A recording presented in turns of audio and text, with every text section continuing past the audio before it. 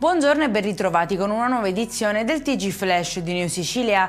In apertura continua la lotta alla crisi idrica in Sicilia, consegnati in tempi record i primi dissalatori mobili a Porto Empedocle, Gela e Trapani. In soli 120 giorni si è concretizzato un intervento strategico per la sicurezza idrica nell'isola, frutto di una sinergia efficace tra istituzioni e operatori del settore.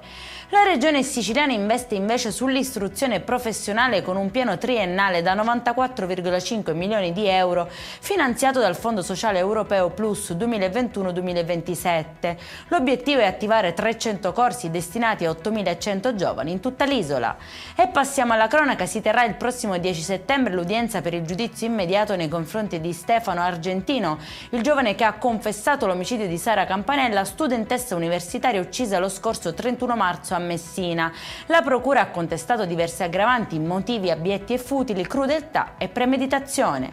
La procura di Palermo ha aperto un'indagine per omicidio colposo sulla morte di Emanuele Pizzimenti, 69 anni, deceduto nella casa famiglia dove era ricoverato. Indagati il responsabile e un operatore presente al momento dei fatti. La famiglia denuncia l'assenza di soccorsi nonostante i sintomi gravi. Disposta l'autopsia per chiarire le cause del decesso. E in chiusura non si arrestano gli sbarchi di migranti a Lampedusa. Nelle ultime 24 ore sono arrivati 655 nuovi ospiti sull'isola. Le traversate sono riprese con intensità, l'hotspot è nuovamente sotto pressione. Per questa edizione è tutto, prossimo appuntamento alle 19:30. Buona giornata!